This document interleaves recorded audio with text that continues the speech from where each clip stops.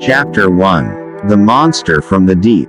I am Professor Aronnax. My job is to study everything dead or alive under the sea. I see beautiful and ugly things down there. There is one strange experience that stays in my mind like a nightmare. It was 1867. Some sailors said that they saw a dangerous giant monster living in the cold waters of the ocean. Some ships tried to find it and kill it, but they never returned. People said it looked like a whale. It was 300 feet long. Water came out of its back.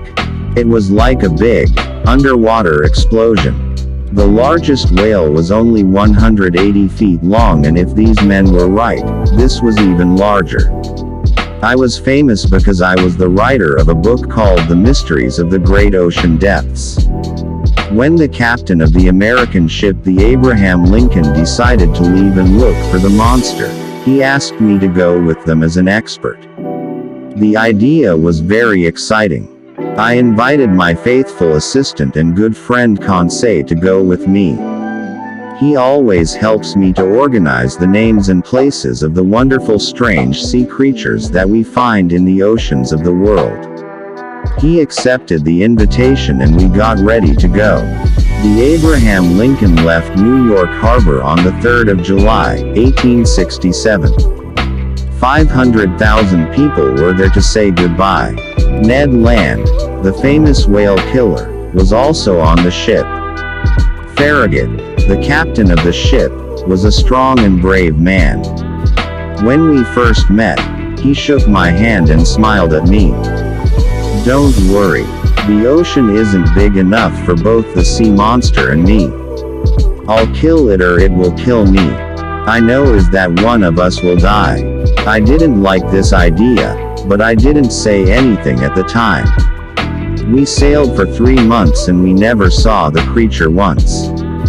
The men wanted to find and kill the sea monster, but after all this time everyone on the ship started to believe that there was no monster. And then, it happened.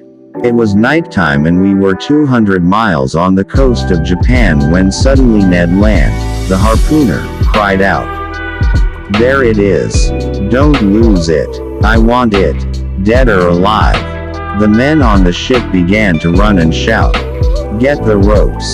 Prepare the cannons. The creature looked as if it was asleep. We could see it because there was a strange light under the water. Then, a cannon fired at the monster. A cannonball hit it, but it didn't move. Captain Farragut didn't know what to do.